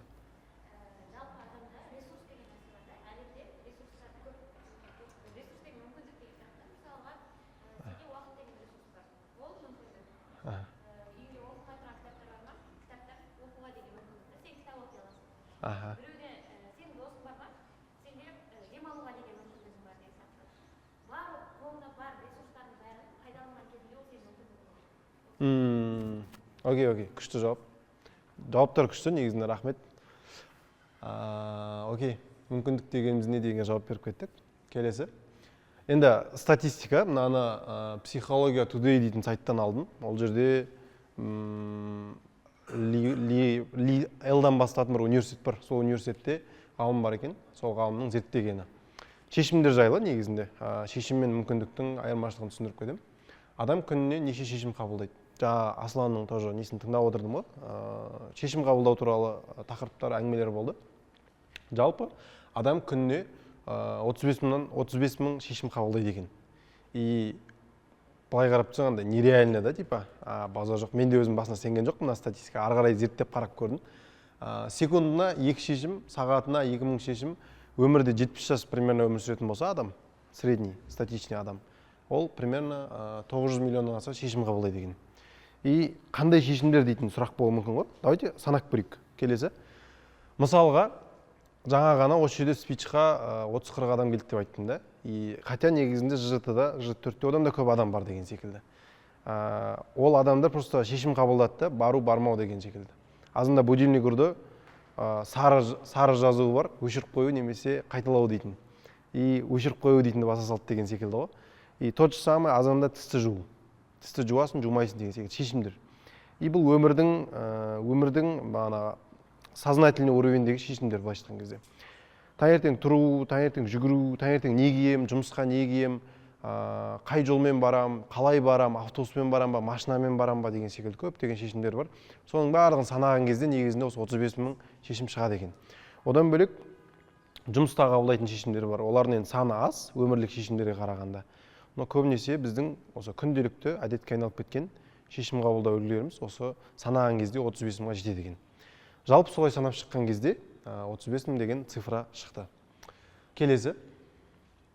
Мүмкіндік пен шешім туралы айтып кеттік қой. Мүмкіндік белгілі бір мақсатқа жетудің қолайлы сәті дейтін. Жалпы анықтамасын көрдім, біраз анықтамалар шықты. Белгілі бір мақсатқа жетудің қолайлы сәті дейтін маған өте қаттырақ жақын болды өзіме ше. Себебі бір мақсатың болады. Ол сознательный уровенде болсын, подсознательный уровенде болсын, бірақ саған сол бір мақсатыңды орындауға үлкен бір мүмкіндік келіп қалады. Но оны көру, көрмеу, бағалау, бағаламау, жасау, жасамау деген секілді ол сенің құзырыңдағы былайша айтқан кезде әрекет. Шешім дегеніміз мәселені шешу, мақсатқа жету жолындағы ең тиімді таңдау процесі. Біз қиын проблемалар кезде шешімдер жасаймыз. Одан кейін үлкен бір өмірімізді өзгертетін кезде шешімдер жасаймыз. Мүмкіндік пен шешім екеуі тең емес, бірақ мүмкіндікті қолдануға біз шешім қабылдаймыз. Жаңа Айдананың спичінде болды ғой, сендер бір күн 15-16 сағат уақыт қалды, осындай тур шығып тұр, барасыңдар ма деген секілді. И ол жерде шешім болды да, менің киімім жоқ, там не болды деген секілді тоже қалып қалу мүмкіндік келіп тұр. Осындай шетелге бара аласыңдар дейтін. И сен шешім қабылдай аласың да, либо жоқ, либо я. Жоқ болса қандай болады? Сен шетелге бармайсың, потом бір басқа уақыттан кейін басқа жерге бару мүмкін деген секілді. Ал я болатын болса, сен уже қазір рисковать етіп, жаңағы шетелге барып, күшті елдерді көріп келесің деген секілді. Но мен ойлаймын, я дейтін шешім олар үшін өте жақсы болды. Айдана, Зейнеп барды, Асан барды, біраз адамдар бар, Санжар барды. Олар үшін күшті болды деген секілді. Тура осы секілді әр адамның басында мүмкіндік келеді, и оны шешім қабылдау өзіңе байланысты да. Осы жерде мысалға сіз келіп отырсыз ғой Назерке. Осы жаққа келіп отырсыз, и мына жерде барлығы жаңа жас түркілер отыр, сіз келіп отырсыз, сіз шешім қабылдадыңыз да осы жерге келу дейтінге. Мүмкін осы жерден сізге бір Айдананың спич ұнаған болуы мүмкін, Асланның спич ұнаған болуы мүмкін. Білмеймін, кімнің спич ұнаса да, сіз ол адаммен ертең танысып, ол адаммен жақындап, мен сізге алдын сұрақ қойып едім ғой, осындай болып еді ғой деген секілді сіз келгеніңіз үшін, осы жерде жаңа жас түркілердің спичінде болғаныңыз үшін сізге мүмкіндік болып қалуы мүмкін. Немесе сізден бізге мүмкіндік болып қалуы мүмкін деген секілді. Әртүрлі да, ол тек бір бағыт емес. Жалпы тең емес екеуі, но бір-біріне өте қатты байланысты. Келесі. Мүмкіндіктердің ауқымы дейтін бар. Микро мүмкіндіктер, жаңа адаммен сөйлесу, кітап оқу, подкаст қарау, лифттағы адаммен танысып қалу, көмектесіп жіберу, жаңалық тыңдау деген секілді. Бір көшеде бір үлкен адам кетсе, жігіттердің көбісінде басында болады. Үлкен адам кетсе, заттарын көтеріп жіберу деген секілді, онымен танысып қаласың деген секілді. Немесе там көп нәрсені сұрайды Алматыда жүрген кезде. Мына жерге балам қалай баруға болады деген секілді. Ол адаммен танысып қалып, может быть, ол үлкен бір саған керек, сенің мақсатыңа жетуге керек мүмкіндікті орындап беретін адам болуы мүмкін да. Орта мүмкіндіктер жұмысқа өтініш, курс бастау, кездесуге келу, рилстың атып кетуі деген секілді ғой. Біз білеміз, Әселдің рилсы атып кетті. Ода үлкен мүмкіндік болды негізінде. Ол мүмкіндікті ол максимально өзінің тарапынан қолданды деген секілді ғой. Рекламалар жасап, жаңағыдай көптеген подписчиктер жинады, соның арқасында деген секілді. Осындай мүмкіндіктер. Осын пример ретінде айтуға болады. Макро мүмкіндіктер, бизнес, серіктестік, келіссөздер деген секілді, олардың саны азырақ болады, бірақ все-таки ондай мүмкіндіктер де болады негізінде. Ең соңғысы өмірлік, мамандық, некеге тұру деген секілді санаулы болады ондай жағдайлар. Ол мүмкіндіктер, ол шешімдер сенің өміріңнің перспективасын өзгертіп жіберуге үлкен, былайша айтқан кезде, енді орысша айта берейін, влияние жасайды. Окей, келесі. Саласы бойынша кәсіби байланыс, адамдармен танысу деген секілді, білім, оқу, дағды үйрену деген секілді, қаржылық, инвестиция, жинақ, табыс, қаржылық мүмкіндіктер. Мысалы, қазір Америка Иранмен соғысып жатыр деген секілді. Осы жерден мықты финансовый білімі бар адамдар, инвестиция жасайтын адамдар мүмкіндіктерін көріп жасап жатыр. Мүмкіндіктерді көрмеген адамдар жасап жатқан жоқ деген секілді. Қаржылыққа примерно. Денсаулық. Бір мықты адаммен кездесіп қалдым. Біз Турцияда жүрген кезде Ғизат екеуміз бір стоматологпен кездесіп қалдық. Қазақ қой кәдімгі, қазақ стоматологпен кездесіп, сол жерде танысып, бізге мүмкіндік келді негізінде. Ол жігітпен танысып, потому что андай жылы атмосферада танысып қалдық та, ол адаммен бірге ары қарай коннект жасау бізге оңай болатын. Но енді Құдайға шүкір түсіміз біз ол мүмкіндікті ары қарай қолданған жоқпыз, просто танысып ары қарай солай жасап кеттік деген секілді. Ол да бір өмірде келген мүмкіндік деген секілді. Шығармашылық. Жасап, ойлап табу деген секілді. Саласы бойынша осылай бөлінетін негізінде. Бәрімізге понятный нәрсе. Келесі. Енді мен өзімнің өмірімде айтқым келді ғой. Мүмкіндік дегенге, жалпы менің өмірімде өте көптеген мүмкіндіктер болды. Қазір мен 21-ге толдым, осы 24-не. Менің 21 жасыма дейін өте көптеген мүмкіндіктер болды. Мен сол жерде қолданылған мүмкіндіктер болды, қолдана алмай қалған мүмкіндіктер болды. Қандай мүмкіндіктер екенін бірінші қолдана дайын болған мүмкіндіктер жайлы айтып кетейін. Мына жерде видео қосылмай қалды негізінде. Мынау менің ең алғашқы жасаған мобилографиядан видеом. Ең алғашқы менің мүмкіндігім деп айтатын ол мобилографияны үйрену. Мобилографияны үйрену арқылы мен мықты бизнесмендермен кездестім, тегін саяхат жасап келдім. Ақтау қаласына бізде Дарын көш дейтін жоба болған, сол жақтарға барып келдім, видео түсіріп келдім. Астанаға бардым ең алғаш рет. Ордагеннің бізде проектісі болатын, сол кезде жасаған. Соны түсіруге. Одан кейін Қыран Талапбектің ең алғашқы курсында оқып, тоже Қыран менің бір-екі видеоларымды өзіне репост жасап енді, ол мен үшін де мүмкіндік болды да, Қыранмен танысып алуға. Одан бөлек көптеген адамдармен байланыс жасауға, және де менің осы мобилографияны оқу дейтін мүмкіндігім маған болашақта өте көп мүмкіндіктер ашып жіберді. Просто бір саланы үйрендім, ол саланың арқасында маған өте көптеген мүмкіндіктер ашылып кетті. Енді бұл мобилографияны оқу дейтінді мен өзім ойлаймын, көбінесе подсознательно ойладым деп ше.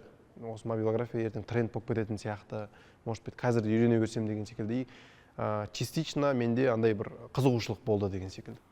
Солай жасап мобилографияны оқуым, мүмкіндікті байқадым, дайын болдым және пайдалана алдым. Бұл ең алғашқы мүмкіндігім. Келесі менің дайын болған мүмкіндіктерім осының тарапында болады примерно. Келесі. Америкаға жолдама ұтып алдым. Мобилографияны үйрендім 2021 жылы. Үйренудің арқасында мен бірнеше тойларға шығып көрдім, жаңағыдай түсіріп, одан кейін бірнеше проекттерге съемка жасап көрдім. Әкімдердің выборы болады, сол кезде бір маслихатқа тапсырған бір әкімнің барып, несін видеосын түсірдім бір ай бойы. Сондай мүмкіндіктер болды. Солай жүрдім де бір кезде маған Айбек мырза жібереді, осы Mobfest дейтін жоба болады. Mobfest дейтін жоба мобилография фестивалі. Нұрлан Қоянбаевтар ұйымдастырып жатқан және Тоқаевтың қолдауымен болып жатқан. Қасым-Жомарт Кемелұлы Тоқаевтың қолдауымен болып жатқан осындай жоба болады. Сол жобаға қатысам, басында ол мүмкіндікті маған бір адам жіберді. мен таргеттен ба көрдім оны, бірақ ол мүмкіндік болып келіп тұр, мен мобилограф болып тұрмын, дайын болып, мобилографтарға арналған фестиваль болып отыр. Мен ол таргеттен келген кезде мен байқамадым да оны, қарамадым жаңағыдай. Окей, пусть кете берсін деген секілді. Потом тағы да бір адам жіберді. Ол кезде де қарамадым. Кейін соңында Айбек мырза жіберді, осыған қатысып көрсең қайтеді, сен негізі мобилография үйрендің ғой деді. Сөйтіп конкурстың бітуіне бір 2 апта ма уақыт қалған, суммарно. 2 апта уақыт қалған кезде мен видео түсіріп бастаймын, сценарийін құрып бастаймын. Сөйтіп видео түсірем, 7500 адам қатысады Қазақстаннан. И 7500 адам ішінен бірінші кезеңнен 100 адам болып ілініп кетемін сол 100 адамның ішіне. И ол мүмкіндікті мен көре алдым да, просто көре алмадым, то есть басында. И байқай алмадым. Кейін барып ол келе бергеннен кейін барып что-то подсознание бір нәрсе келді. Почему бы не түсіріп көруге деген секілді осыны. Хотя басында сол мобилографияны үйренгендегі менің дағдым осы жерде көмектесіп тұр. Екінші мүмкіндікті ашып тұр. Солай бірінші кезеңге қатысам, 100 адамның ішіне кіріп кетеміз. Екінші кезеңге тоже қатысам, и ол жерде 20 адамның қатарына ілініп кетемін. Маған өте қатты приятно болды, себебі 18 жасқа толғам, Америкаға бару дейтін мен үшін өте күшті болды. Және осы Мобфесттің арқасында менде үшінші мүмкіндік ашылып кетті. Виза алу дейтін Америкаға. Америкаға көп адам виза алмайды, короче. Бірінші барам, виза алмадым. Алматы қаласынан Астанаға барам да виза аламыз, команда болып. Вот. Солайынан барып, сол жаққа барып виза алу дейтін мүмкіндік ашылып кетті. Мобилографияны үйрендім, бірақ визаға дым қатысы жоқ қой. Мобилографияны үйрендім, Америкаға барып отырмын, виза алып кеттім деген секілді. Солай барып, Нью-Йорк фильм академияда, Лос-Анджелесте, GTA вайб бар ғой, жігіттер білет, қыздар, ойнаған қыздар білет. GTA-ның вайбында жасыл табличкалармен жолда кетіп баратасың, Санта-Моникада енді өте күшті атмосфера болды, и сол атмосфераны сезінуге маған мобилография көмектесті. Вот. Келесі. Одан кейін сол визаға тапсырып жатқан кезде мен Мадияр дейтін жігітпен танысам. Мадияр дейтін бізде Аңсар дейтін жігіт болатын, соның досы еді. Сөйтіп Аңсар Мадиярмен танысам да, Мадиярмен сөйлесіп отырып, оның Ернар дейтін досы бар. Ернар дейтін досына шығып кетем. И Ернар дейтін досы Турцияда оқиды. Ол кезде Мадияр мен Ернар екеуі тоже Турцияда оқитын. Сөйтіп Ернармен сөйлесіп жүрем, былай онлайн байланыс жасап жүрем, сөйтіп Ернарға айтамын, осы мен Турцияға тапсырып көрсем қайтеді деп. Сөйтіп виза тапсыру арқылы мен Мадиярға шығам, Мадиярдан Ернарға шығам, короче. Ернармен сөйлесіп отырып Турцияға тапсырып көрсем деймін, Турцияға тапсырам. И Турцияға документтерін бәрін дайындап тапсырып, 2023 жыл ма, 23-те болу керек, Анадолу университетіне түсіп кетем ғой. И мына жақта Әл-Фараби атындағы Қазақ ұлттық университетінде оқып жатырмын, но жаңағы мүмкіндіктерді байқап қолданып, осы Ернар дейтін жігітпен бір сөйлесіп көрсем қайтеді деген секілді сондай бір нәрселерді байқау арқылы Анадолуға тапсырып көрдім, и түсіп кеттім былайша айтқан кезде. Бұл университет негізі Турцияда үлкендігі бойынша топ 3-ке кіреді, қателеспесем. Бірнеше миллион адам оқиды. И сол нәрсеге түсем, маған өте қатты опыт болды, тәжірибе болды. Осы кездерден бастап примерно түсіне бастадым. Мүмкіндік деген осылай келіп қалады екен ғой, оказывается, оған сен дайын болатын болсаң, сен оны қолданып ары қарай кете алады екенсің деген секілді. Вот, жалпы осылай болатын. Келесі. Жаңа жасөспірімдер. Бұл енді ауыз толтырып айтатын өте бір күшті бір басымнан өткен сәттердің бірі деп айта аламын, себебі жаңа жасөспірімдер 1-0-де мен біраз адаммен таныстым, 2-0-де біраз адаммен таныстым, 3-0-де, 4-0-де сендермен танысып жатырмын деген секілді. Өте көп мүмкіндіктер болды. Оның қайсысы бірін айтайын. Ең алғашқы біз Қырғызстанға жаңағыдай Айдан екеуміз бәріміз бүгін холдинг болып шықтық. Одан кейінгі шетелім Өзбекстан болды. Одан кейінгі мені осы жаңа жасөспірімдерге кіруімнің арқасында маған үлкен мүмкіндік берген.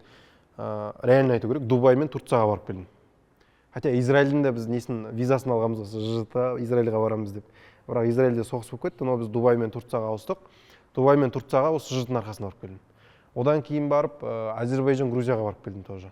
Ол жерден өзім ақшасын төледім, но Дубай мен Турцияда маған толықтай ЖЖТ-1-ді саяхатқа жіберген кезде ЖЖТ-ның арқасында мүмкіндік болды да бұл да. Соңына дейін баруымның арқасында, танысқан адамдардың арқасында деген секілді. Одан кейін осы жерден көптеген орта шықты. Біз енді ЖЖТ-1 өзіміз қатты араласамыз, көп жиналамыз. Енді соңғы уақыттар ЖЖТ-2-мен, ЖЖТ-3-пен біздің арақатынасымыз жақсы болып отыр. Алдағы уақытта толықтай ЖЖТ-1, 2, 3, 4 бірге араласып, ол кезде одан да үлкен мүмкіндіктер шығады деген ниеттеміз. Вот жаңа жасөспірімдердің арқасында тоже Қытай тілі деп қостым. ЖЖТ-да, ЖЖТ-4-те бізде ЖЖТ топта болатынбыз ол кезде, қыркүйек айында. Қытай тілі сабағы басталып жатыр дейді. Ол кезде мен вообще Заринаны танымаймын. Сөйтіп Қытай тілі сабағы 40 сағаттық сабақ болады, примерно қатысыңдар болады деп группаға жібереді, мен топта жүрмін. Опа, қатысып көрсем қалай болады деп. Қытай тіліне қатысып, ЖЖТ-4-те вообще таныс емес адамдармыз ғой негізінде осы жерде жиналып отырған адамдар. Бір-бірімізге ешқандай туысқандығымыз жоқ, әр жақтан жиналғанбыз, бірақ бәрімізді біріктіріп тұрған бір нәрсе де жаңа жас түркілер. Осы жаңа жас түркілердің арқасында мен қытай тілін үйрендім. Қытай тілінде менде понимающий уровень бар да, өзі уровеньдер бар. Ең алғашқы базовый уровень болса да, мен өзім сөйлесе аламын, нан сұрай аламын, бағасын сұрай аламын, төлей аламын деген секілді, Қытайға барсам деген секілді. Сол маған мотивация болып, ЖД4-те осы таныстықтың арқасында, ЖД-ның арқасында осылай өсіп үйреніп шыққан болатын. Одан кейін ортаны айттым, жаңа мүмкіндіктер, шетел, Қытай тілі. Нәтижесінде осындай үлкен маған мүмкіндіктер берді ЖД. Келесі. Мынау өте қызық болған. Дрон үйрену арқылы Forbes 50-50 бизнесменмен кездесу. Бауыржан Оспанов деген кісі Қазақстанда Forbes 50-50-ге кіреді, 50 бай адамдардың қатарына. Дронды үйрендім, дронды еще ұтып алған мен. Вилла Алматы дейтін Аль-Фарабиде не бар, ресторан бар, сол жерде комментарийні адам белгілеу арқылы ұтып алуға шанс берді дронды. Сөйтіп сол жерден дрон ұтып алғам. Короче, ол дронды да ұтып алып, тегін дронмен, тегін дрон ұшыруды үйреніп, осылай бизнесменмен кездесуге үлкен мүмкіндік болған. Бір апта бойы біз осы кісімен бірге жүрдік. Бір апта бойы осының өте үлкен агромен айналысады, өте үлкен мал шаруашылығы. Мал шаруашылығында сол қойлары барлығын түсіріп, осы кісімен танысып, жақында біліскен болатынбыз. Келесі. Аслан. Мен дайын болмаған мүмкіндіктер. Енді дайын болған мүмкіндіктерімді айттым, дайын болмаған мүмкіндіктерім де бар. Оны да айтып кетейін. Келесі. Әл-Фарабиде оқып жүрген кезде мен өте активист болдым. Екінші курста бүкіл мобилографиядан осы 50-60 шақты адамға тегін мастер-класс өттім. Сол мастер-класстар өтіп жүрдім, мені шақырып жүрді, вот как раз Аяна бар. Аяна да тоже сол кезде Сұңқарға шақырған болатын. Сұңқарда мобилографиядан мастер-класстар өтіп, мен былайша айтқан кезде көзге іліндім да, деканаттың көзіне іліндім. Мә мынау базар жоқ, активист бала екен, осыны ешті бір шаралар болса қосып көтеруге болады деген секілді. Енді мен академияға алмасу арқылы Европаға дайындалып жатыр едім негізінде. Турцияға, Польшаға, сояққа менде мүмкіндік болды. Бірақ мен бұл мүмкіндікке дайын болмадым. Мүмкіндік келіп тұр, подсознательно түсініп тұрмын осындай мүмкіндік болған. Бірақ менде айлс болмады. Сертификатым болмай қалды, сертификатым болмағандықтан мен бара алмай қалдым ол жаққа. То есть мүмкіндікке дайын болу керек та, и мен ол мүмкіндікке дайын болмай қалдым. Келесі.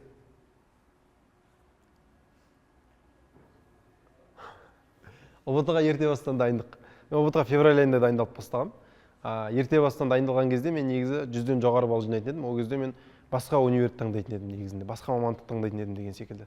Бұл да менің де бір басымнан өткен бір мүмкіндіктердің бірі болды. Келесі. Кэшфлоудағы тәуекелге бара алмау. Кэшфлоуды бізде Аслан ойнатады ғой. И басында біз Бек мырзамен ойнағанбыз, осыдан 3 жыл алдым. Сол кезде Әлшер екеуміз ойнағанбыз. Қызық болды өте.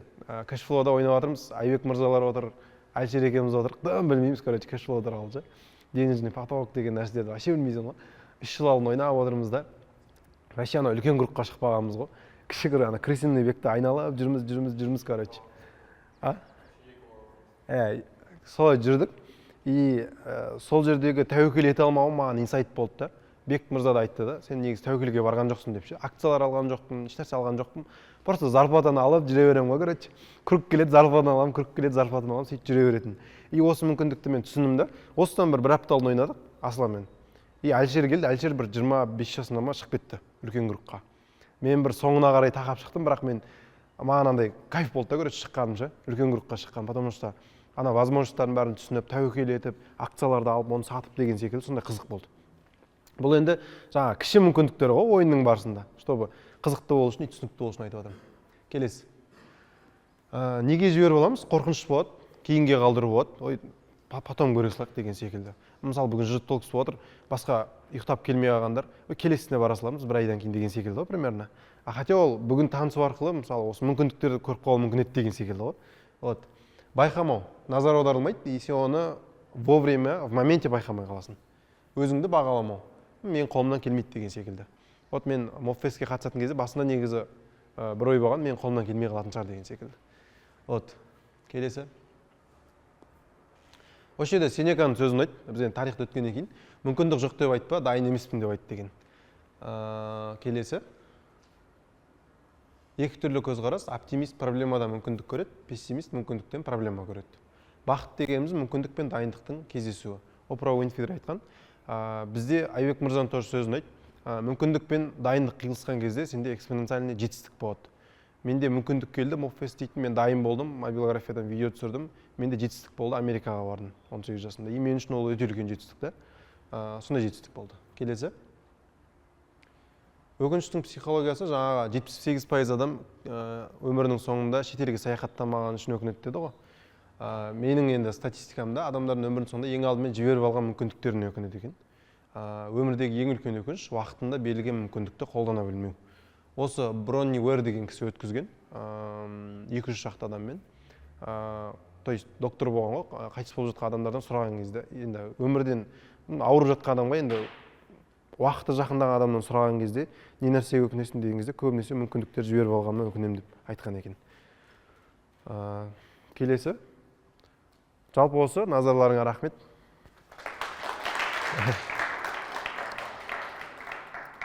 Таймерді бітіріп тастағансың ғой 20 минут. Кімде қандай сұрақ бар?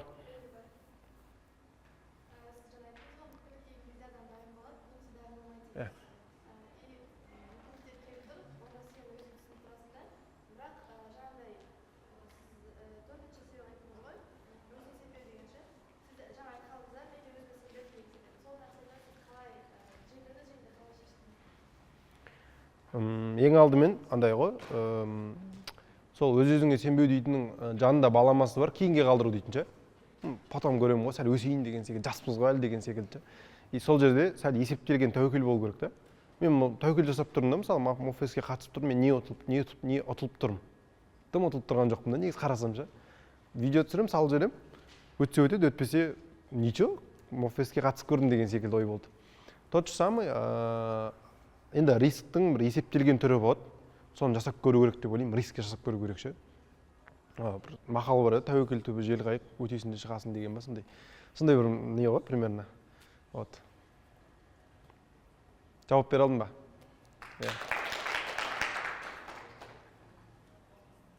Кімде қандай сұрақ бар? Все, рахмет, онда сұрақ болмаса. Ой, sorry.